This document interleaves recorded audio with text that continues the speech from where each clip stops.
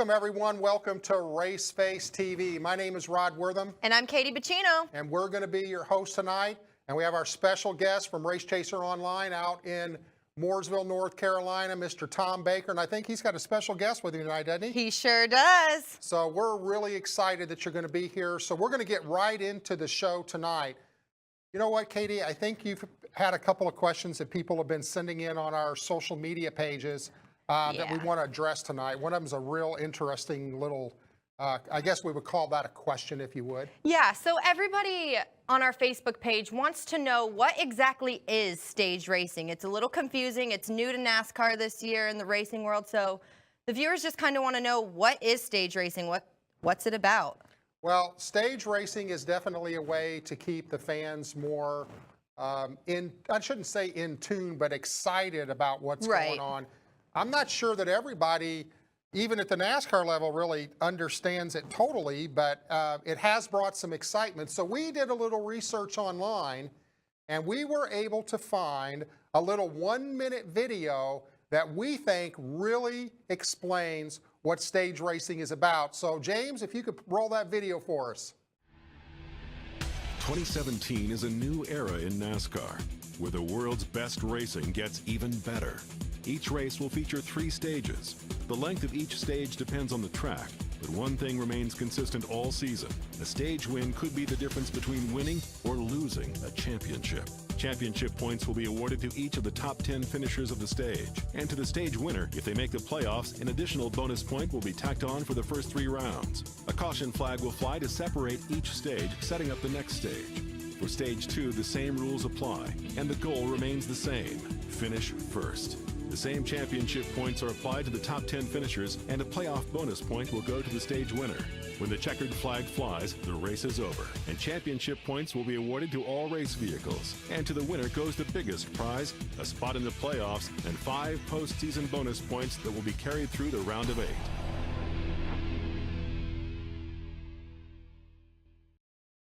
Well, there you have it. Yep, there's a little recap of what stage racing is for everyone that wanted to know. Now, Rod, how do you personally feel about stage racing? What are your thoughts and opinions on it?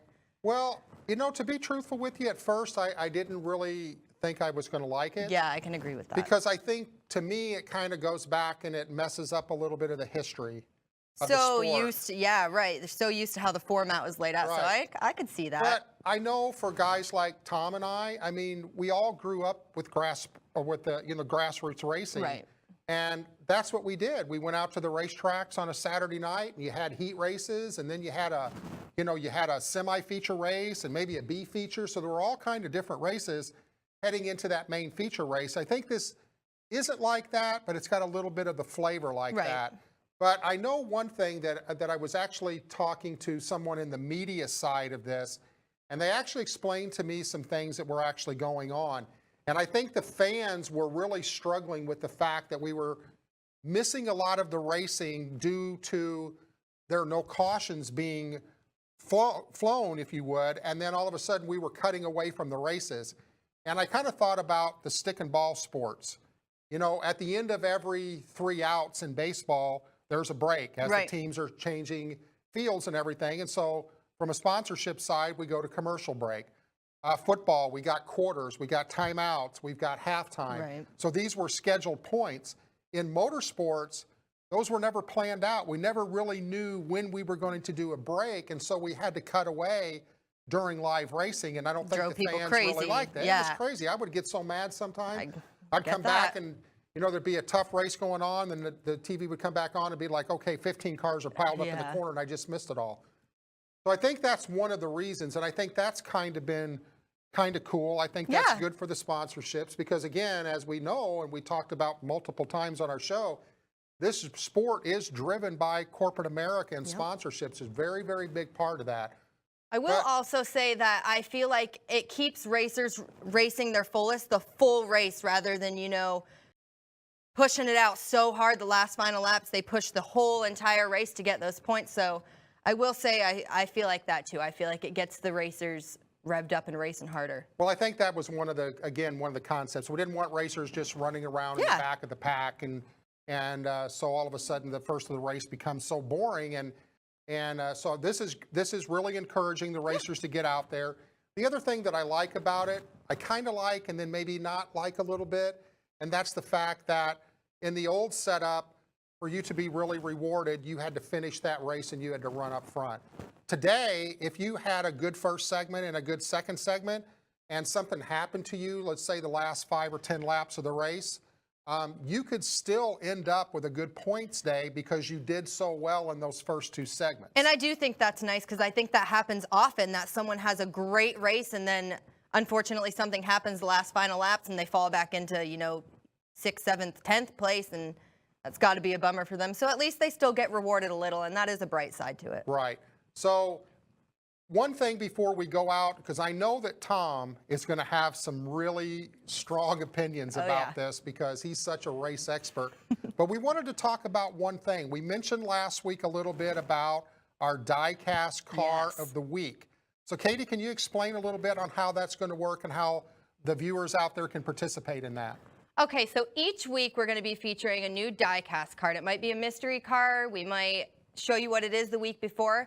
But every Friday, if you go to our Facebook page, we're going to have a like, comment, share contest. And we'll be saying each Wednesday who won the car. We'll say the winner of it. But every Friday, just go to our Facebook page, and that's going to be the same thing. Every week is the like, comment, share. You just got to like the post. Make sure you like our page because that has to be done before you get qualified to win.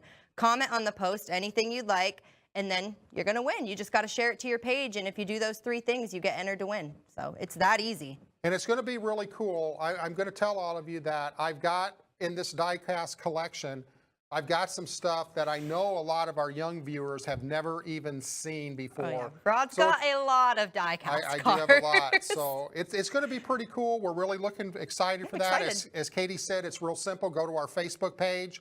Like it, share it, and I think comment on it too. The easiest thing you could do, but you do have to do all 3, and you have to have liked our Facebook page to win, but it's the simplest thing to do to win a free die-cast car. All right, with that, I think, James, are we ready to go out and get Tom's comments on stage racing? All right, so now you can see we are live with Mr. Tom Baker. Tom, what's up? How are you guys? Good to be back again. We're doing great, man. So I know you got to have, both of you probably have some comments on this stage racing. What's your feedback on that, Tom? Oh, I love it. I think it's great. I thought it was a great idea when they announced it, and I think that we've seen at some of the short tracks, especially at Martinsville, the fireworks that the stage racing can cause. I think Ricky Stenhouse really exemplified how bad some drivers want those stage points and want to use the end of those stages to stay on the lead lap and whatever. I think that really made it interesting. It's a little tough on the 1.5 miles because sometimes on the bigger tracks, they're all spread out and there's really not great racing for position, but especially on the shorter tracks, I think the stage racing makes it a whole lot more interesting. I think Ricky gained a lot of fans pushing Kyle out of the way there, don't you think? Yeah, I'm sure he did. He gained a lot of fans, except for Kyle Busch fans, I think, is what happened there. But, that's what you want at Martinsville. That's what you want to see at Bristol. Bristol coming up in a couple weeks should be real interesting with the stage racing. I can't wait to see what happens there. So, Reid, the question is, should we bring stage racing to the K&N Series? I think that'd definitely be pretty interesting. Oh, boy. Well, the K&N Series, as we're aggressive enough, but I think that would. So y'all had some stage racing on the last lap the other day, didn't you? Yeah, we had a bit of that, but I like it. At first, I was kind of skeptical towards it, but really watching the races and how they've played out, everybody's changing up their strategy to try to get those extra bonus points. If they know they've got a winning car, they can get a win and get into the championship. They start focusing more on the stages. I think that's a really cool aspect of it. So if they brought that into the K&N Series as well as even a chase, I think that'd be really cool. Playoff. Not chase anymore. It's playoff now. Oh, it's a dollar in the jar, Rod. Make a note of that. You're right. Yep. It is a playoff. 81% of consumers search online before even setting foot in a store. We help you create a strong foundation for your digital reputation. We help build your online presence to improve search engine rank and make sure your business information is correct across the web. You could do all of this on your own, but why would you spend more than 300 hours a year working on this? You have a business to run. Save time and put our software to work for you.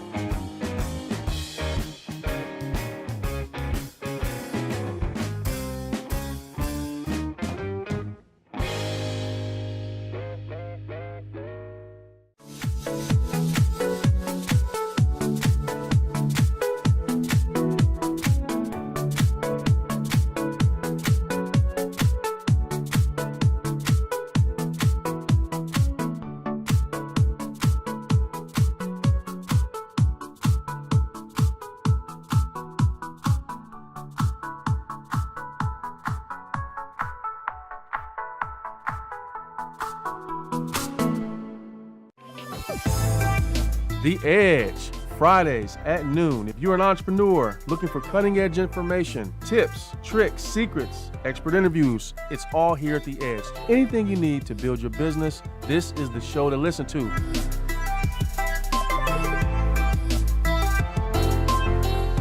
It's The Edge. Check us out Fridays at noon.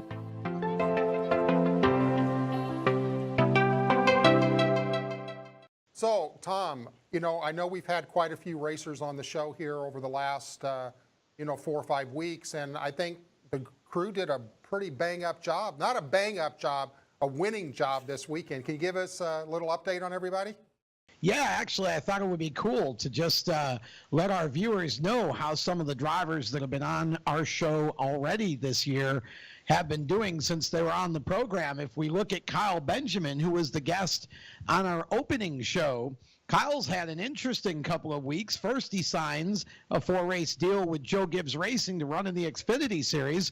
And then this past weekend, in the same race that Reid ran, the K&M Pro Series East race at Greenville Pickens, Kyle Benjamin got the win in front of his hometown crowd driving for MDM Motorsports. Ryan Millington, who was our guest on week 2, has gotten 2 more wins at Hickory Motor Speedway since he was on the program. And now that brings his season total to 4 wins, 2 seconds, 2 thirds, and 5 poles in the NASCAR Wheel and All-American Series Late Models division at Hickory Motor Speedway with that My Computer Career Freedom car. Tyler Dayton was our guest on the 3rd show that we did a couple of weeks ago. He's had a 1st and a 2nd at Hickory in the Super Truck Series since then. So he now has, he's ahead by 6 points in the Championship Series. He's won 2 more poles also. So he's doing very well. And then, of course, last week's guest, Thad Moffitt, ran the ARCA race at Nashville over the weekend, and Thad ended up 16th in his debut, did a nice job, kept that car clean, and got some valuable experience. He's got some late model starts coming up now before he goes back to the ARCA series. And I also wanted to throw a shout out to a young man out of Munford, Tennessee, just outside of the Memphis area, Brandon Lovelace, who runs in the 305 sprint car division on the dirt.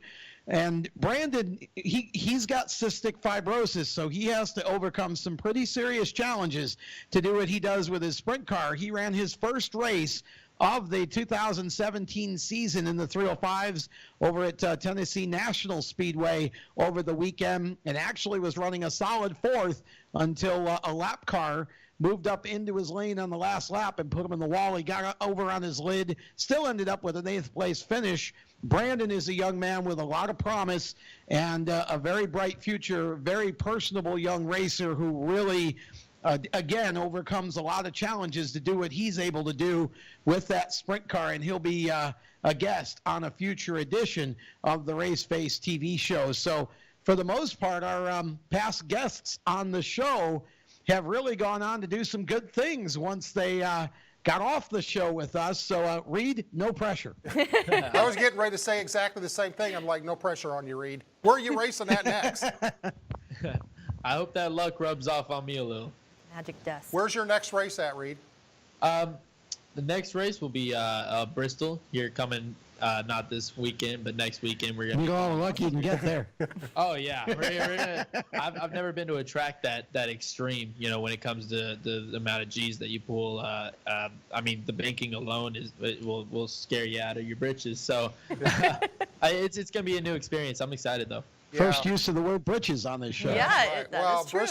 Bristol's like legendary. I mean, you got in my racing book, you've got Daytona, and then you got Bristol, and then maybe Darlington after that. But Bristol's definitely. I used to tell people all the time they'd see maybe a young person get a real good jump at Daytona, and I said, well, when they get to Bristol's where they separate the men from the boys. So, but that's going to be a lot of fun for you. I mean, that's a cool place to be at. Yeah, that's awesome. Oh yeah, I'm excited. You know, I got to talk to a couple older Cup drivers or Grand National Series, I believe it was called back in the day. Drivers. Back in the day. That was back when they used to take concrete blocks over Bristol the day before the race to smooth it out. You had to wear a mouth guard so you didn't break your teeth out. It was a little different, but they gave me a good insight on it. I'm definitely excited. I think the team's ready for it. They've run it in trucks. Young's Motorsports. They've done a good amount of races. They've been pretty successful. So I hope we can take that with the K&N car too. So I got to ask, who are these drivers that gave you some pointers? I've talked to Ernie Irvin a good bit. Oh wow. That's probably. Yeah, me and him shared stories every now and then. Ernie's got a lot of stories. Oh, Ernie's got. That was Winston Cup, by the way, when Ernie was Winston Cup. graduated up. Yeah. He isn't quite that old. Well, yeah, he's been the main one. I mean, he's got stories for days. So just hanging out with him and his son Jared Irvin, and just getting to know Ernie's mentality back in the day. It's really helped me. Well, I'm sure that's some great advice. So, and before we go to break, Tom, we've got another young driver that's going to be joining us next week, and his name is Ryan Vargas. And Yes. He's from out in California, and I know that Ryan ran in his first NASCAR late model race last weekend, and he actually won. Sure did. So that was He did a great job. It was a cool deal. So anyway, we're going to go away for a short break. We're going to be right back, and then we're going to come back to you, Tom and Reid, and want to hear a lot more about what Reid's got going on. So we'll be right back with you.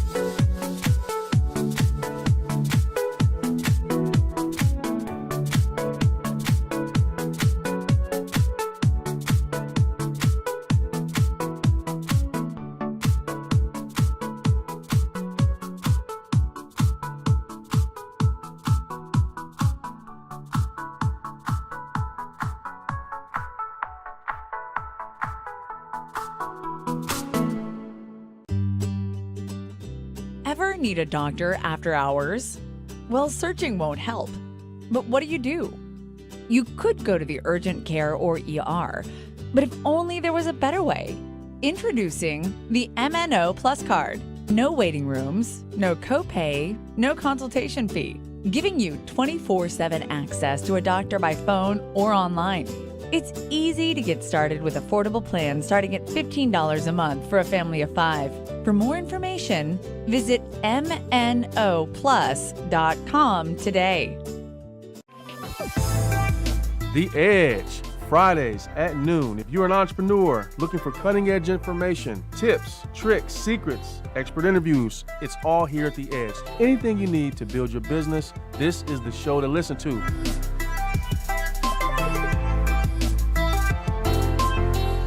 It's The Edge. Check us out Fridays at noon.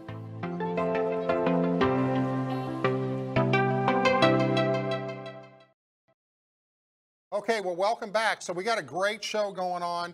We're going to go back out to Mooresville, North Carolina, where we've got Tom Baker and Reid Wilson. And Tom, I can't wait to hear about some of the stories from Reid, and especially some of the great causes that he's actually racing for. Well, yeah, I want to let Reid talk a little bit about the Muscular Dystrophy Association, because this is something that's very near and dear to his heart and something he's been doing for a number of years. Give us some of the background on that, how that started, and just briefly walk us through to now. Oh yeah, the MDA, it's definitely something that I strongly believe in. We've had them on the hood of our car for the past few years. They're not paying anything. I just completely believe in their cause. That's amazing. I believe I was 11 years old, or 10 or 11, about 9-10 years ago, when I first got involved with them. My dad was working with them with some kind of marketing stuff, and they have an event here in Charlotte, North Carolina, where the athletes will be paired with athletes that they invite, will be paired with a kid for an entire night, and they go around, play games, and then there's a silent auction to raise money. And one of the athletes canceled, or had to, and my dad was just like, my kid races go-karts. So, I showed up in my suit and everything, and I don't know really, I just kind of fell in love with it. And, I was only 11 years old, so I just knew that I was doing something good. But as I got older, I became more and more aware of this cause and what this money really goes to, that's donated or raised. And the past couple years, I've been a counselor at the summer camp in South Carolina, and that's one of the things that you don't really get to see when you look, hear about these charities or organizations, with anything like the Victory Junction Gang, or but MDA is my primary, and it's really touching. You never really get to know what these kids have to go through on a daily basis, and for an entire week, and you never really get to know how alienated sometimes people make these kids feel, and it really kind of puts a different twist on your definition of normal. I'm sure you make a tremendous impact in so many of their lives. Oh yeah. So this year and the past year, and I've been working hard at setting a goal for every race that I do. We're gonna send a kid to camp. That's the best week of their year, sometimes the best week of their lives, and I they come out and support me at the racetrack. We invite whatever families want to come out. And in turn, I support them and whatever they're fighting. I love it. I love these kids. I love the cause. Everybody at the NBA, they're amazing. And sometimes I'm speechless, honestly. It makes you appreciate what you have, and makes your problems seem awfully small when you see what these kids go through on a daily basis and understand their situations a little more. And you got a sponsor this year that's helping you to support the cause. Yep, that's going to be True North Warranties. They're pretty much like to sum it up, for 18-wheelers, haulers, pretty much insurance for that. They came on board towards the end or at the beginning of last season. They liked what I was doing with the MDA, and they wanted to support my racing and support the MDA, so they came on board, and they've been a giant help. If it wasn't for them, I don't think I'd be here doing what I am today. I don't think I'd be here talking to you guys, and I don't think I'd be doing what I could with the MDA right now. Well, young man, I applaud you for that. Absolutely. That's amazing. And here's the thing that I'll tell you, because I'm a little bit older than you, not a whole lot, maybe a few years. And but what are you laughing at, Tom? But what I will tell you is that will come back to you tenfold. It will, for the good things that you do. It's one of the things that I love about the racing community, that they're always there to help out. They're always there to give back. I think that's what separates us from all the other sports that are out there. So we only got a couple minutes left here. Reid, is there anything you want to talk about? What's your future plans for the rest of the season? And like we were saying, I'm planning on heading to Bristol here in 2 weeks.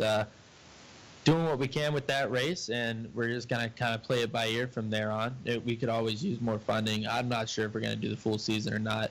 Hopefully we can get part-time trucks or something along the lines of that.